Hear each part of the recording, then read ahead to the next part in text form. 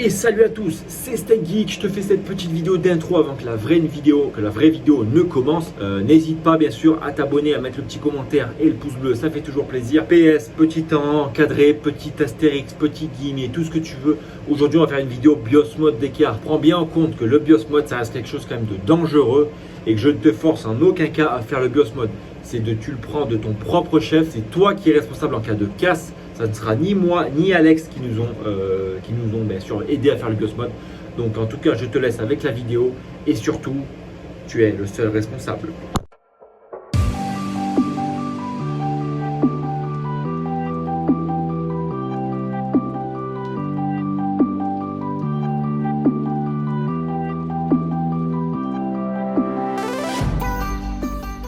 Et salut à tous, c'est Steak Geek. Comme d'habitude, on fait cette petite intro de vidéo derrière un écran de iOS, le back-office, le backup. Aujourd'hui, petite vidéo, vous avez sûrement vu dans le titre, on va simplement BIOS modder les RX 5700 et non les RX 5700 XT. Donc il y a énormément de vidéos de BIOS mode d'RX 5700 XT sur le YouTube américain. Mais sur le YouTube français, il y en a très peu. Ou alors, c'est des explications sur des tutos et tout. Mais la plupart des débutants, comme moi-même, j'ai essayé via ces tutos et je n'ai malheureusement pas réussi à BIOS modder mes RX 5700, ce qui était dommage.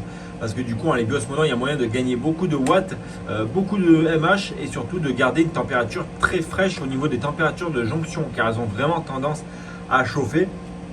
Donc c'est pour ça que je fais cette vidéo aujourd'hui. Ça faisait un petit moment que je cherchais déjà à BIOS modder mes cartes. J'ai fait quelques essais à droite, à gauche, par-ci, par-là. J'ai jamais eu en fait un BIOS vraiment stable, quelque chose de concluant. Donc au final, j'ai laissé tomber. Je rebalançais le BIOS, en fait un peu le BIOS d'origine, pour garder une certaine stabilité de la carte.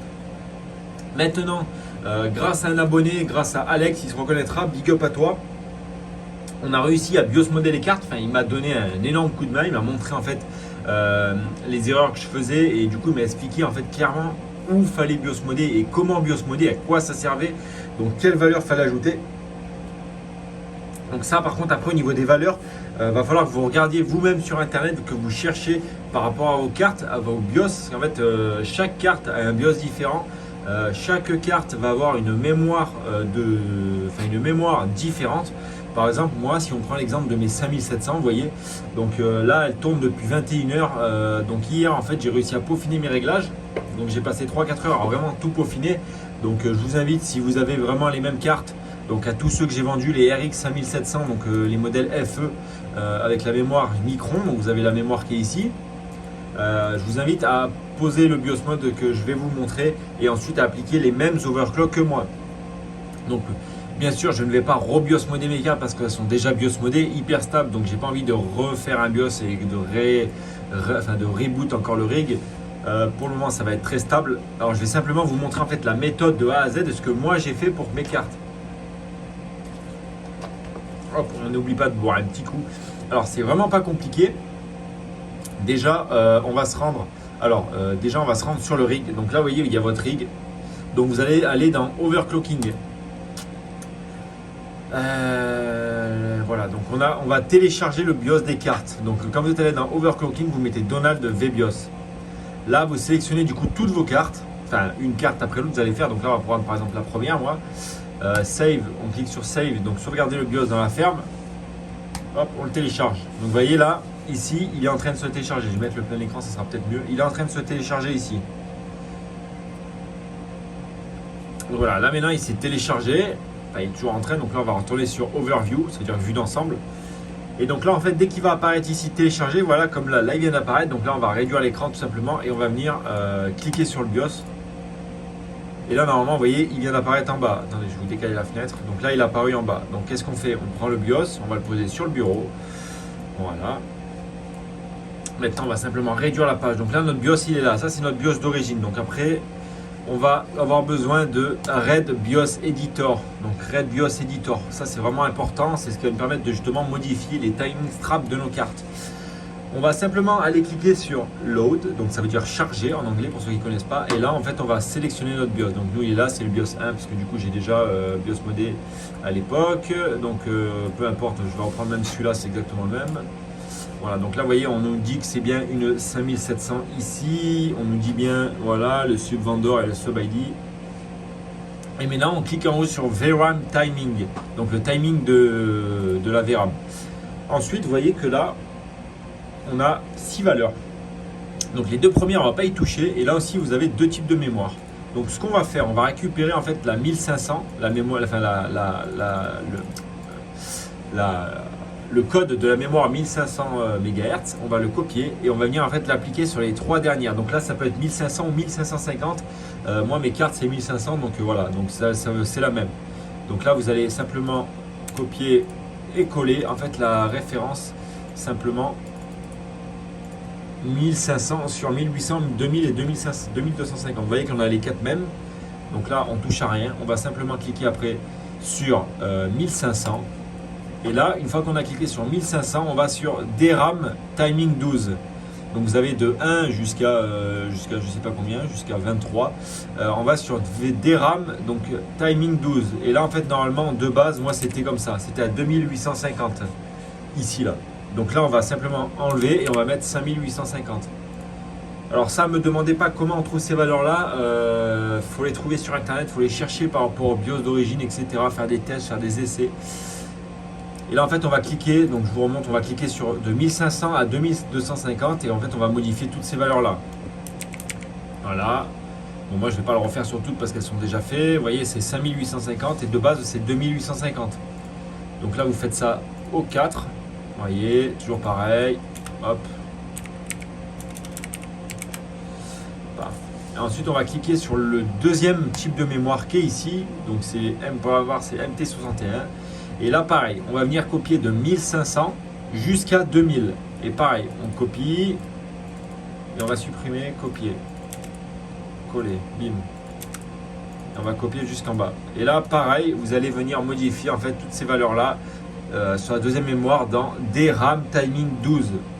Pareil, donc vous voyez, vous prenez bien celui-là. Moi, c'est déjà modifié, donc je ne vous le refais pas. Voilà. Je vous le montre juste comme ça, que moi, c'est tout modifié déjà. Voilà, donc là c'est tout modifié.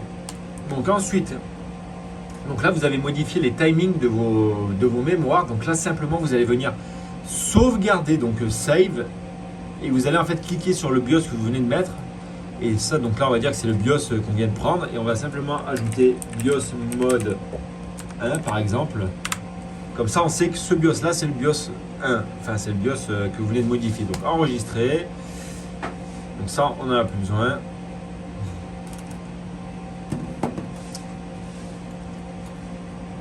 Maintenant, simplement, on va retourner sur iOS. Et donc là, on va aller dans Overclocking.